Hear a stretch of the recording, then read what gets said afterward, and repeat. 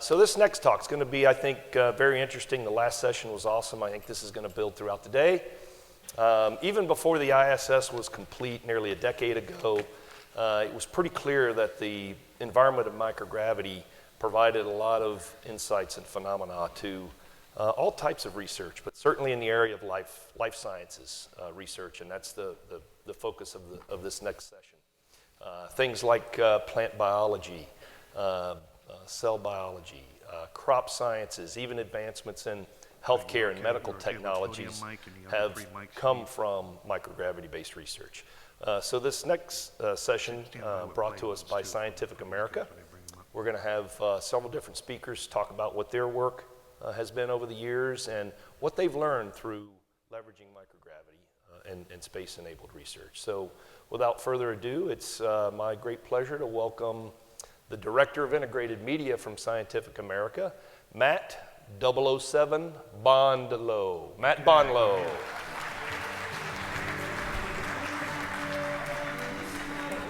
That's so funny. Oh, one of my favorite songs. Hi, everybody. Thank you very much. And it's a pleasure to be here. And I want to thank the ISS team that we are growing a terrific relationship with, helping to cover some of this fantastic research being done.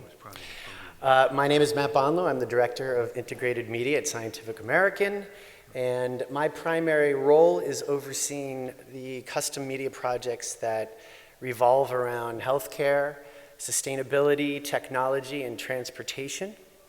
We do projects ranging from corporate responsibility and sustainability reports to custom media websites and events and video. If you're not familiar with Scientific American, first of all, it's a great job that I have, and there's not a day that goes by where I'm not blown away by how little I actually know about the world. If you're not familiar with Scientific American, we are the oldest continuously published magazine in the United States. Next year, we're celebrating 175 years. We are published in 14 languages. We are under the Springer Nature umbrella, which employs some 13,000 people around the world who help to publish over 3,000 peer-reviewed journals and 275,000 books.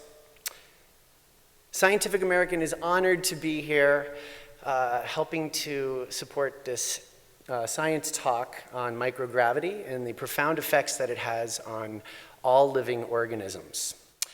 Our guest speakers today are Dr. Elaine Horn-Rainey, Chief Executive Officer, co-founder of TempAnEngine, Dr. Anna Lisa Paul, Research Professor of the University of Florida, Dr. Kathy Young, Assistant Professor, School of Pharmacy at the University of Washington. I am no expert in microgravity, although I have fallen out of a few trees in my time. So I think it's best if I hand this one off to the experts. Thank you very much.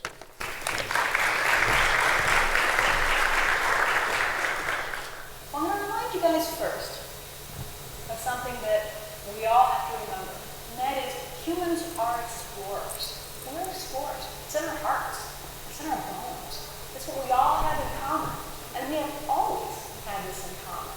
The only thing that has changed over the millennia is the destination, and our next destination takes us off planet.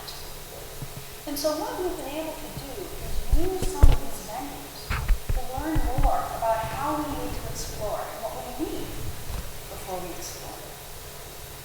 What is it that makes us explorers and colonists and not just tourists? It's plants. Plants are what enable us to explore past the limits of the technoplastic. This is what enables us to take our biology with us as we leave the Earth's surface, leave the Earth's planet. And this is what enables us to be explorers. So, what is it about plants? What is it that allows us to do this? And whether you're going across a continent, like the Oregon Trail, or you're going across an ocean, this is what enables us to take it with us.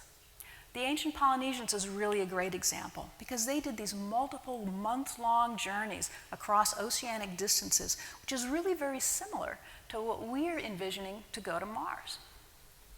What the Polynesians realized is that the risk of going to a place where you did not have a reliable food supply was something that they could mitigate by taking a reliable, propagatable source with them, their plants. And we have evidence of this all through the South Pacific, of where the Polynesians took their biology with them as they explored their world. And we have to do the same. So what is it about plants that's important, other than the fact that we can eat them? Everybody gets that. But the other thing that's really important with respect to when we explore new places is the fact that they do what we need for us. They complete us biology. They take our waste products like carbon dioxide and wastewater, and just by using the energy that comes into the planet, they capture that and turn it into things that we can use. Carbohydrates, clean air, clean water. And this is what enables us to explore past where we normally live. This photosynthesis and recycling is true whether you are in a field in Idaho or you're on an Antarctic research station on the ice, completely isolated and in a habitat that's actually very similar to what you might envision on the surface of the Moon or Mars, completely contained. It also works on Mars. So what we need to do is to be able to take these resources and be able to take our tools with us. Plants also do one other thing other than photosynthesize. It's really important for capturing the in situ resources, and that is that they can take the inorganic minerals, for instance, like iron oxides, and turn that into something that we can use, right? We can't just eat Mars regolith and get the nutrients out of it that we need, but plants can. They can complex those materials into stuff that we can metabolize and then use. And so plants are an integral part of in situ resource utilization, no matter what surface that we go to or whether we just stay in orbit. This is what will enable us to envision this kind of habitat. These are the tools that will enable our exploration. And so what we need to do is help them to do their job. And so how do we do this? What do we need to know before we go? You have to keep in mind that for plants, and in fact all terrestrial organisms, both the journey and the destination are completely outside the evolutionary experience of any terrestrial organism. That means that you don't know what you need, really. You didn't evolve with this kind of stress. You didn't evolve with this kind of environment. And whether you're a human or a plant or a mouse or a nematode, that is something that you don't know quite how to deal with. And so what we need to do is we need to learn a little bit about how plants respond to these environments first, before we want to rely on them to help us when we get there. So how will they cope? And how do we know this? How do we know what they're feeling, if you will? The answer to both of these questions is in their genes. What we have in terms of being able to evaluate patterns of gene expression is something that we have done predominantly with this critter here. And this is a Arabidopsis thaliana growing in its natural habitat of a 10 centimeter square petri dish. They're small. They recycle their genomes quickly. They go seed to seed in a couple of months. And so this white mouse of the plant world has helped us understand how plants, in fact, how any higher eukaryotic organism can respond to the spaceflight environment. So the work that we've done with this in Arabidopsis, think about it from the perspective of we can learn how an organism, how a plant responds to a novel environment by looking at the patterns of gene expression, and think of that as a readout. It's a very clever readout, and it's sort of like a toolbox, right? If you take and you look at the patterns of the tools that were used for any particular job, you can tell very quickly what was important to that job. And we can do the same with genes. And so you heard this morning about how 10,000 genes were differentially expressed in the twins, right? And there's also a lot of other different aspects of that study that you'll hear more about later. But those patterns of genes, the way they're expressed, that's the toolbox that they're pulling from. We tend to look at these in terms of sort of heat maps. And you'll often see this in talks and anywhere where gene differential expression is depicted as either upregulated as red bars or downregulated as green bars. And when you look at these kind of maps, keep in mind that every single one of these little bars represents a particular gene that is either repressed in spaceflight compared to the ground controls or induced in spaceflight compared to the ground controls. And this pattern is what informs us as to what's going on. What tools are the plants pulling out of their genetic toolbox, and why is that important to them, and how can we learn from that? How can we make them better? So one of the first things that we found when we looked at these patterns of gene expression in plants is it's quite more complicated than we originally envisioned. So you have differences not only in the spaceflight and ground, but these differences are very organ specific. And so when you're a leaf, you respond with a certain set of genes. And those genes are important for metabolically adjusting, physiologically adapting to the spaceflight environment. Same thing is true with the roots. A very different set of genes are induced with roots in the spaceflight environment compared to the leaves. So spaceflight adaptation requires differences depending on what tissue that you're talking about. The other thing that we found is there's very differences between very similar organisms. So your genotype matters. Every single person in this room, unless you're an identical twin, every single person in this room has a different genotype. We sent up plants that are the same plant, Arabidopsis thaliana, but they have slightly different genotypes. Think about them as like cousins, different cultivars. And we found that in those plants, even as similar as they are, they have very different responses to the spaceflight environment. It's unique to your genotype. And we even took one plant, one set of plants, Columbia, that's in that sort of pink in the center there, and take one gene out, just one. It's a gene called Phi-D that's associated with light signaling. And what we found is that even between two plants that have exactly the same genotype except for one gene, you have also very highly differential expression in between those two. So your genotype matters. Being an individual matters in which tools you pull out of your toolbox to physiologically adjust to that spaceflight environment. So what else can we do? What else do we do when we take a look at how plants respond to spaceflight? We can also look at the morphometrics, how they grow. What are the patterns of macro growth do they do? And what can that tell us? One of our very first experiments that we flew, we found that some of the plants respond different patterns of growth. When you think about growing a plant in microgravity, most people worry about, well, if you don't have root growth, if you don't have gravity directing roots, how will they navigate? And it was long thought that, well, you'd probably get something like this, all random, because they have no way to know where they're going. But what you can get growing in spaceflight is actually something more like this.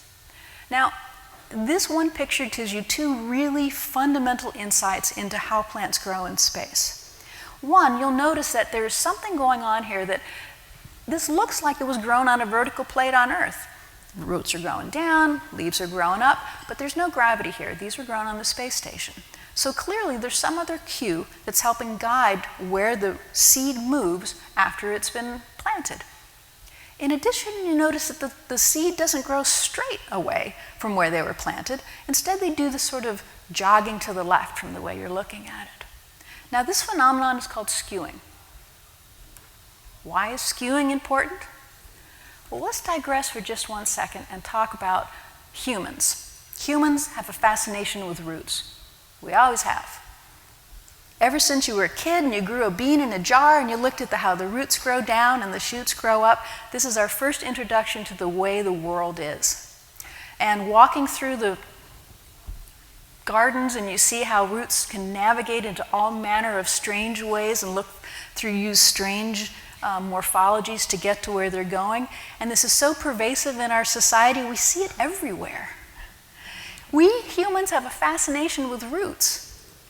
Well, there's one guy historically who had a really big fascination with roots, and that's this guy, Charles Darwin. He and his son wrote a treatise over 100 years ago now called The Power of Movement in Plants. And he and his son Francis did some really interesting work, and they set down some of the fundamental tenets of how we plant biologists assume plants work. This skewing phenomenon that Darwin actually characterized was that if you grow things straight down like this, the roots do grow kind of straight. But if you tip them at an angle, now you've got gravity pulling down this way as the roots themselves are kind of navigating across the surface of the plate. And when you do that, the roots kind of skew to the left or to the right, depending on what kind of plant you are. Now Darwin said, oh, I get this, I understand it. It's the combination of the tactile sense of those plants moving along the surface and the way gravity is pulling. Skewing requires gravity. When we first got these pictures down from the space station, me and my colleague Rob Furl were looking at these images, and Rob says, are those plants skewing? They can't skew, there's no gravity. They do, they skew. And now we know something very important. Gravity is not required for skewing. This is something, although it sounds small, never would have found this out if we hadn't grown these on the space station. So let's put this together now a little bit. How is skewing important, and how does this inform us? How does this make us better space gardeners? You're wondering, I know. The genes that are associated with how these plants grow, the morphology of how these plants grow, all comes back to pulling stuff out of their toolbox. One thing that we first found out is that light-sensing genes are induced in the root tips of these plants, because now you don't have gravity to tell you which way to grow, so you have to make your own tools. You have to make yourself a sensor for how to find your way. And so since light was available in these experiments, lights are coming from the top and they have this gradient, higher light here, lower light here. Plants turn on these genes in order to sense that difference in the gradient, and that's how they grow away. We also found that a number of genes are associated with what we call cell wall remodeling. And this is how cells on orbit either expand or contract or make different types of morphological shapes, and the biochemistry of their cell walls change in response to the microgravity environment. This too is associated with a number of the genes that influence skewing, and how plants are able to change this navigational pattern. Because if you think about it, if you don't have the mechanism to grow away from where you're planted, that seed would just sit there, and then roots would grow out of it, and it would get into a big glob, and then you'd use all your resources up immediately. You have to have an inherent mechanism to grow away from where you're planted. We, the community, did not know the full extent of this inherent capability of plants until we sent plants to the space station. Because on Earth, gravity masks all these inherent sensing devices, all these inherent signals are masked by the presence of gravity. And so until you take them to space, you can't get the full appreciation for the elegance of the evolutionary processes that have driven plants to dominate our world and serve us as well. Other genes that are associated with spaceflight, many, thousands. But the categories, another set of categories that are very common, are things that have to do with oxidative stress, reactive oxygen species. Plants do differentially express a number of these kinds of genes. Things that are associated with calcium signaling and other second messengers, where you have to get your signals to physiologically adjust quickly to these environments. So putting this all together, we know that we can get true fundamental insights in how the strategies of plants do for adapting to these novel environments, whether it be the space station or on the surface of Mars, is all associated with the patterns of gene expression that we can both evaluate with these kinds of technologies, and we can also engineer.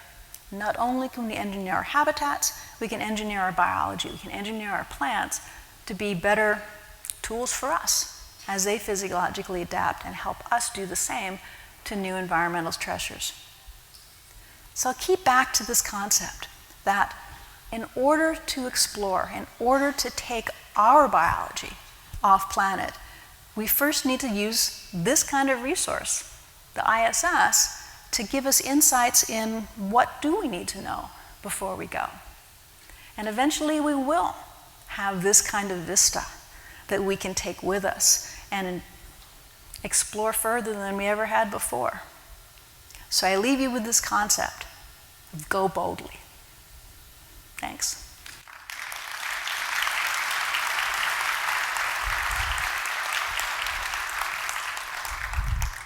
So hi everyone, my name is Dr. Elaine Horn-Raney, and I'm the CEO and co-founder of TempAnEngine, and we're on a mission to simplify surgical procedures using our incredible gel technology. We make devices for ear, nose, and throat and wound healing applications, and last December was a really exciting time for us because we sent our first project to the ISS National Lab. So today I'm going to talk a little bit about how we got involved in space research and how our work is benefiting people on Earth and in space.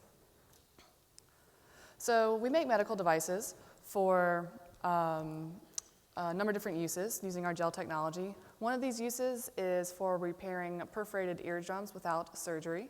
So this is for kids who've had chronic ear infections, for people who've undergone blast injuries, or even scuba divers who've popped their eardrums. And but they've been left with a permanent perforation of the eardrum that never heals. And so these are images of our gel technology here. It's pretty unassuming, but it has tremendous regenerative effects. So the gel is actually able to regenerate the entire structure of the eardrum. As you will see here, there we go. So this is a image of, these are cross sections of eardrums. So the panel on the left is a normal eardrum, cut through the center. The center panel is the eardrum healed with our gel. And the far right panel is the eardrum healed with a synthetic graft. And so you can see that the normal eardrum on the left and the eardrum healed with our gel in the center are very similar in structure and thickness, especially compared to the eardrum that's been healed with the synthetic graft all the way on the right. And being able to regenerate the whole structure of the eardrum is a really unique and important aspect because we're restoring the function of the eardrum rather than filling it with scar tissue. And so this is something that's never been accomplished before in terms of regenerating an eardrum.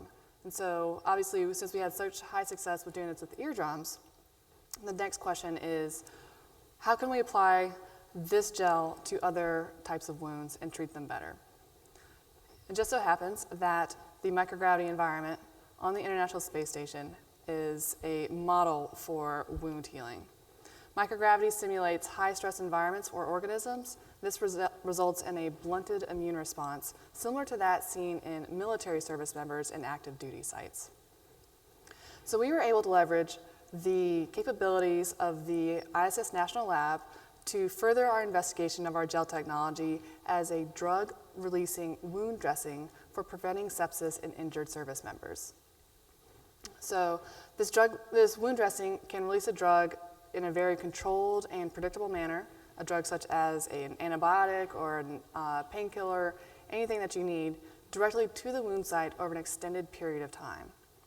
And so the success of this project would mean that we can start looking at reducing the cost burden of treatment of wounds by reducing the incidence of sepsis and accelerating the healing of the wound itself.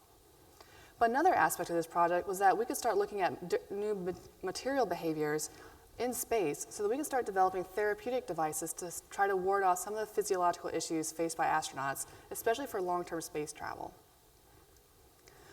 Oops. I know, this is where we're supposed to be. So we started this project back in 2014 when we actually won an award from NASA from the Rice Business Plan competition. So y'all see business plan competitions all the time from startup companies. We're still here as a business, which is a testament to how well things are working out for us. But through NASA, they connected us with the ISS National Lab, who connected us with NanoRacks, who helped us launch our project to station. And so between 2015 and 2018, we did a lot of preliminary work on the ground to try to map out how the experiments are going to be carried out on station. And so, of course, the more exciting time came in 2018. This was when we got the green light to have our project reserve a spot on the SpaceX 16 rocket. We finished all of our ground experiments so that we could predict that the experiments that were performed on station would be conducted as we anticipated. And so by the end of November of 2018 was when we headed down to the ISS processing facility at Kennedy Space Center in Cape Canaveral. So we spent a couple of days preparing all of our materials for launch. The image on the right is an image of the plates that contained our gels. One row of the plates contained the gel solution, another row contained either water or an initiator solution, and there's actually a channel that runs between each pair of wells, and that allows us to control when the experiment begins. So once the plates were either on station or on the ground ready to start, the user could open up the channels and allow fluid to move between the wells. So this is me and my co-founder, Dr. Parastu Hoshakla, preparing the materials at Kennedy Space Center. And there are really two different goals that we were looking at for this project. So one is, how does a gel assemble in microgravity? This question was based upon some of the protein growth experiments that have already been done by a lot of investigators. So we're looking at the gel structure in microgravity conditions, but we're also looking at how the release of a drug from the gel changes in microgravity. And that question is based upon research done by other investigators looking at how diffusion changes in microgravity versus Earth conditions. And this was very novel for us because no one has done this kind of work before with gels. So here we are, a 3-person healthcare startup company getting to send a project to the International Space Station. But the results of the project were going to yield brand new fundamental information about material behavior. So it wasn't just that we're obviously developing some medical devices for use on Earth, but we're also furthering the basis of knowledge for conducting research in space as well. So we spent 2 days preparing the materials, passed them off to cold stowage, and they passed them off to be loaded into the capsule a couple days before launch. And this is Parastu and I standing at the viewing site for the launch at Cape Canaveral. So it was obviously a very beautiful day. I don't think Paris and I slept the whole previous night just due to sheer excitement because it's our first project. And so I know that some of y'all in the audience have done this multiple times and done multiple flight experiments, but I think NanoRacks got a kick out of watching someone do it again for the first time. So it was a really fun week for us down at the Kennedy Space Center. And of course, the actual climax was when we saw the rocket launch take off from Cape Canaveral. And a huge shout out to Carl Carruthers from NanoRacks for capturing these memorable shots. And we spent 3 years working on these experiments. And this really, even though we still had work to do after that plates actually got to station, and we compiled the data and had to analyze it all, this really felt like the point at which we felt like we succeeded, was just getting to watch the rocket, because at no point in my life had I figured that I would ever see a rocket launch, much less see one that had my work on it. So once the plates made it to station, they were, of course, unloaded. And for the first set of experiments, which was looking at the gel structure, the channels were opened up between the wells for those plates. The fluid was allowed to interact, and the gels formed in microgravity conditions, and then were stowed away so we could get them back later. For the drug release experiments, they were read by this plate reader, the image on the left. That read out the quantity of the drug that was released from the gels over time. And Carl also sent us a picture of Serena with one of the plates. So NanoRacks wouldn't let us talk to the astronauts. I told them I wasn't going to embarrass them, but this is as close as we got for this set of experiments. So maybe next time around we'll actually get to Skype in or however they do it. But it was obviously really exciting for us because we got real-time data from the plate reader, and while the experiments were being conducted on station, we were running parallel experiments at the NanoRacks facility. And those experiments were the controls for the data that we're going to be generating on station. And we're going to be comparing the data from station to the controls on the ground to figure out how microgravity was affecting both the gel structure and the release of the drugs. And then the experiments took about 2 weeks to complete on station. Then some of the plates came back to us in our lab in Richmond, Virginia. And so here are Paris and I with our plates from space, And again, we're first timers, so everything is brand new and exciting for us. And on the right is actually an image of one of the gels that was formed on station. So now every time people come to our lab, even though we are a medical device company, we make devices for mostly for pediatric populations, but every time we have someone to come visit, we say, do you want to look at our space gels? And so here we are, they're still in our fridge in Richmond. So, and we did some additional analysis on the gels that we had returned to us from station. So we were looking at the material properties of how it looked on, how the structure changed, how the stiffness changed. We haven't published these results yet, so that's why they're not up here right now, but we did get some very, very interesting data. And so we did successfully complete the goals of the project as well. And all of that was in service of developing new devices for furthering the development of a wound dressing that can deliver drugs directly to a wound site for injured service members or actually anyone who'd be injured, but also start looking at how we can predict material behavior for developing therapeutic devices for long-term space travel as well. So not only were we able to further the investigation for devices that we're going to end up we can commercialize later, but we also got to contribute to the fundamental basis of material knowledge just by doing these experiments. And what the panel earlier was talking about, it's hard. You need to be able to translate what we're doing into incremental progress for how this is going to affect us on Earth as well. And so even though these looked like very basic experiments, no one had done them before. And so now that was really the value for us, is that we were able to do cutting edge research as a small 3-person company, but also get the data that we needed to start commercializing devices for people on Earth. And so truly everyone benefits from the work that we did on station. Thank you.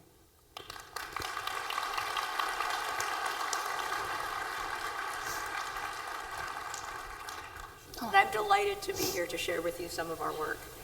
Now, as a pharmacist, our goal is to extend and improve the quality of life of all of our patients. And one of the biggest challenges we have is trying to treat our patients with chronic kidney disease. So everybody hold up your fists. These are the size of your kidneys. Most of you have 2 of them. They live back in your body, and they're protected by a pad of fat, muscle, and bone. Now again, contained in your kidneys are 1 million tubular units, and these tubular units are called nephrons. And your nephrons are where most of the action happens in your kidney. Now your kidneys do a lot of important things in your body.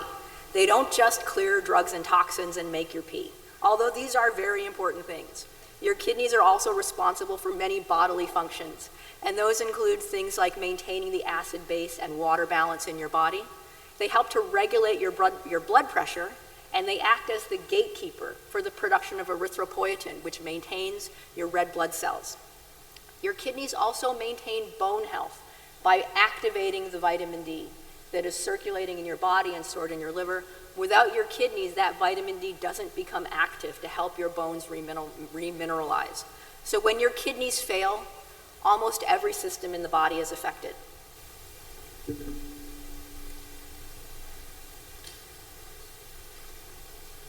So when kidney disease is in its early stages, it's insidious. And that means that a person doesn't know they have kidney disease. And all that time, they're losing more and more nephron function every year. And for the most part, the tests that we use to detect kidney disease don't even appear abnormal until almost half of your nephrons are diseased. Right now, 15% of the US adults, that's 37 million people, or about 120 people in this room, have kidney disease. Most of these people don't know they have kidney disease. The risks of kidney disease are higher in patients with high blood pressure and with diabetes, and sometimes medications that you take can actually cause acute kidney injury that increases your risk of chronic kidney disease over time. So given the magnitude of the problem, why haven't we prevented or cured kidney disease yet? One of the reasons is that we haven't had great models to study kidney disease. Historically, our models involve rodents, in which we open them up, take out 5/6 of their kidney mass, that's one entire kidney, and 2/3 of the other. Sometimes we grow kidney cells in plates or in dishes, and while these models are very useful, they don't really provide a full replication of what happens in the human body. So, to try and better understand what happens in the body, our team developed a three-dimensional microfluidic model. This is a kidney on a chip. And in this model, we grow cells in a tubular conformation under constant flow. And this environment allows these kidney cells to associate with their neighbors, and this is really important because kidney cells, like the rest of us, like to have their friends and neighbors close by, but not too close. And this constant flow allows them to understand which is inside the body and which is outside the body. And we called our device the kidney on a chip.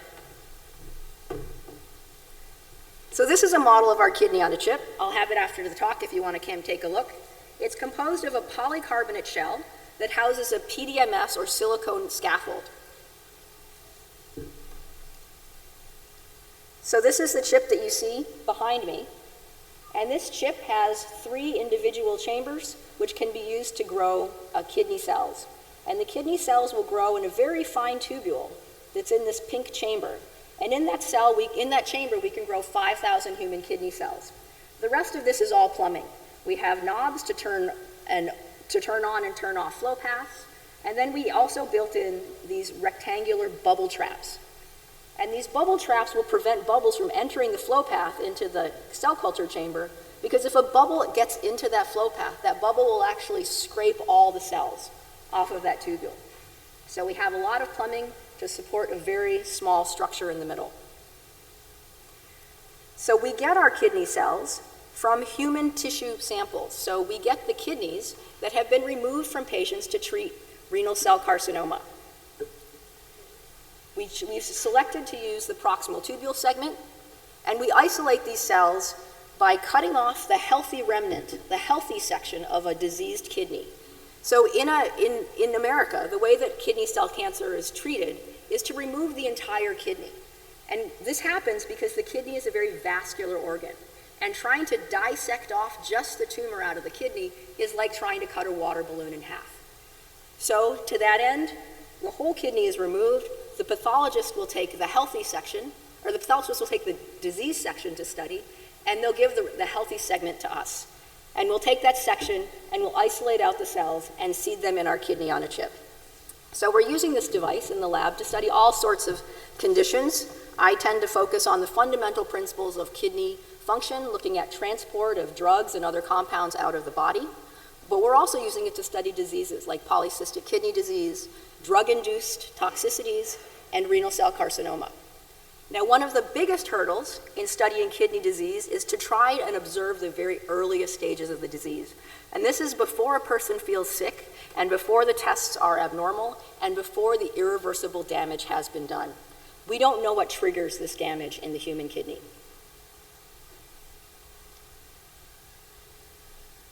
So we're also using this device to study the effects of microgravity on kidney structure and function. Here's our plan. This was the plan for our first launch on the top here. And we looked at the basic structure and function of the kidney in microgravity. We looked at the ability of the cells to do that normal bioactivation of vitamin D that we talked about. And we're also looking at the effect of toxic exposure on the resiliency of our kidney cells. All of this information can help us understand the dysregulation of the kidney in microgravity, but more importantly, can help us understand the sentinel events in the development of kidney disease in the general population. In this sense, we're using the microgravity environment as a kidney disease accelerator to trigger the very earliest events in the transition from kidney health to kidney disease. In our second launch in 2021, we'll be launching a model of kidney stones to the space station. And one of the ways that we're going to study this is to perfuse our kidney cells with a solution that contains microcrystals of calcium oxalate. And of course, we could do this on Earth, but we have a problem. When we fill our reservoirs with media, when we start to flow things through our kidney chip, those microcrystals will settle on Earth. So we don't really know what concentration of crystals is going into the chip, and we don't believe that the exposure to the entire tubule will be uniform. However, on the space station, the microcrystals will remain suspended in this solution, and we can get a better idea of what happens when these cells are exposed to an even distribution of microcrystals. Understanding the ways to prevent and treat kidney stones is very important, because a kidney stone can have a serious impact on your quality of life. Some of you may know this firsthand. For a crew member on the ISS, it's a medical emergency and the only option is immediate evacuation. So in order to prepare our system for deployment to ISSNL, our implementation partner Bioserve had a lot of work to do. Fortunately, Stephanie and Paul were up to the challenge. Our system in the lab required 48 cubic feet, including 2 mini fridge-sized incubators, 4 shoebox-sized syringe pumps, and 250 feet of tubing. They had to compress the system into less than 2 cubic feet. Imagine going home, taking everything out of your refrigerator, and shoving it into your microwave. That was the task at hand. If that weren't enough, we also needed uninterrupted power from the time we set the system up on ground to the time it was unloaded on station, because we needed to have constant perfusion and temperature control. Oh, and the system needed to be sealed during load, transport, and unloading, because we had to maintain 100% humidity and 5% CO2 gas control. And we wanted to launch 24 of these chips. Each of these chips had 3 separate channels. That meant we had 72 different lumens that had to be perfused, and everything that came through that system needed to be collected independently.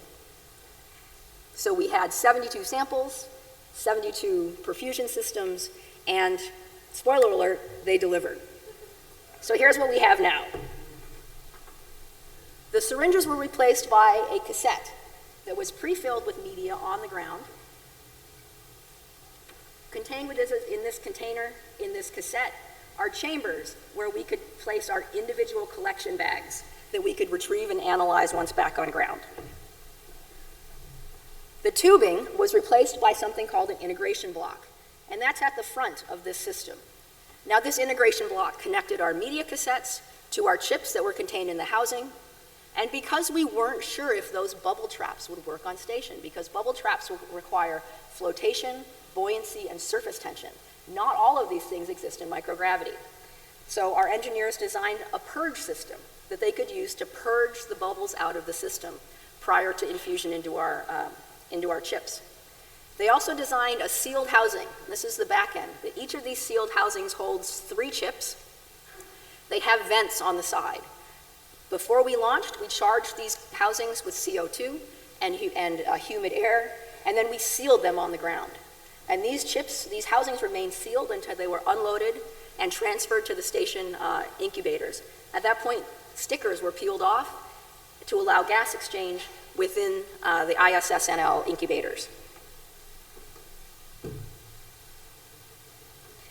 So the pump system in our incubator was replaced by this unit. This unit has 4 heating plates to control the temperature, 2 on each side of this pump system. And I think I need a third hand here. And here's how the system goes together. Please don't drop this. They will kill me if I break it. It's got to fly again. So this is our chip housing. Everything has Velcro dots so that they can be stuck to the bottom of the LS Life Sciences glove box so they don't float away. Our media cassette is plugged into our chip housing, green dot to green dot. And this is what the crew members did on station when they had to change out the media cassettes. And that just pushes together. To put it into the pump unit, it just slides right in. It just slides right in. So this is our pump unit. You'll notice it has 5 buttons, and they're big buttons. They're designed to be manipulated by Christina Cook, the crew member that was doing our experiments. She is a small woman, and she is wearing very big gloves. So these buttons had to be large and accessible.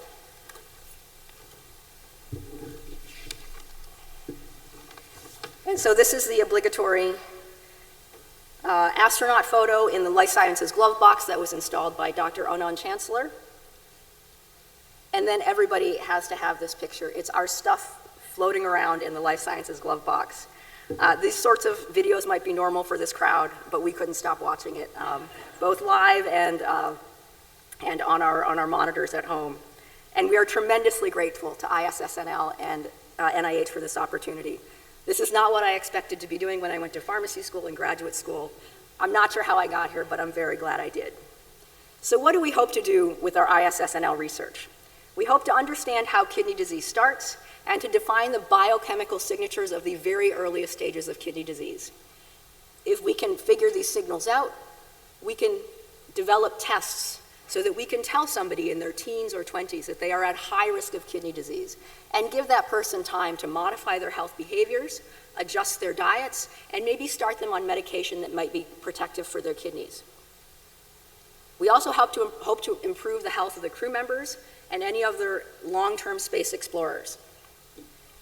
So why does our team do what we do? Why do we spend most of our waking hours trying to understand the inner workings of the kidney? Let me introduce you to Wade. Wade is an undergraduate at the University of Washington. When he's not working out or going to class or playing apparently what seems to be a lot of video games, he helps us out in the lab on the kidney chip project. Now, remember I told you that most people have 2 kidneys? Wade has 3 kidneys.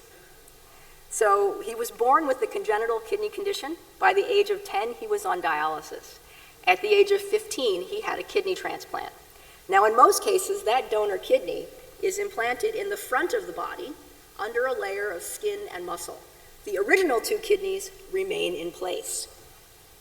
So he's doing well with his new kidney, as if he hasn't had enough things to do in his young life. One of the common side effects is that the medication that he takes to prevent rejection of his kidney also can cause kidney injury. So because of that, we spend a lot of time in our lab trying to understand the mechanisms and how to prevent drug-induced kidney injury. So we do this work for guys like Wade, and for the 120 people in this room and the 15% of Americans that have kidney disease. We work in our basement laboratories, we work with our kidney patients in the community, and now we work on the ISSNL. Sometimes big discoveries require out of the box or in a very small box thinking. And of course, none of this would be possible without our team. This is our team after the launch. We had 6 delays. We had a middle of the night launch. We had been pulling all-nighters approximately 4 nights in a row. The science team leaders are Ed Kelly and I at the University of Washington. Our benevolent overlord is Jonathan Himmelfarb, and we get expertise from Ken Thummel, who's our vitamin D expert. In this picture also are Kendon Jones-Isaac and Kevin Lidberg, our hardworking graduate students, and Paul and Stephanie, our engineering leads from Bioserve. And thank you so much for your attention. I look forward to learning from you for the rest of this conference. And please, everyone, take care of your kidneys. Thanks.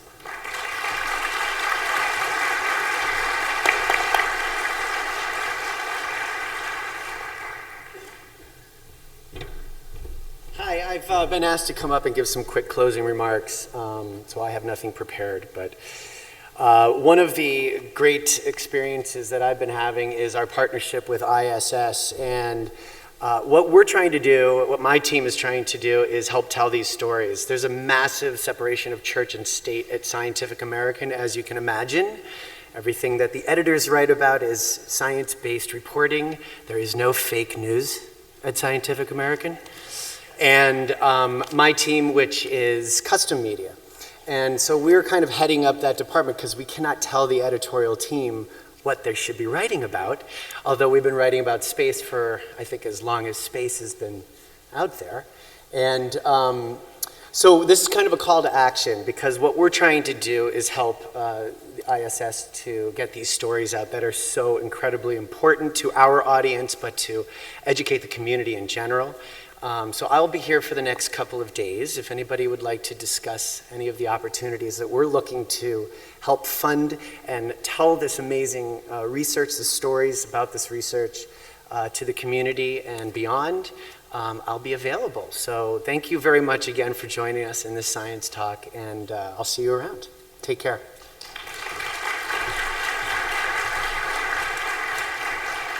Sounds great.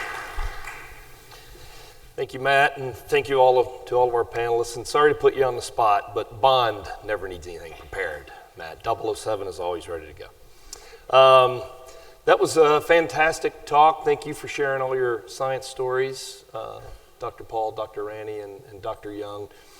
I think hearing those science stories and how they touch lives and what their applications are, it's sort of for me, and I think for everyone here, it really helps complete what it's all about, why you do this work. So thank you. Those were great. Plants, gels, and kidney chips. Sounds like a Steve Martin Thanksgiving movie. Get it? Get it? Are you with me? All right, so we've come upon our lunch break. We'd ask that everyone gather up all your belongings, take all your stuff,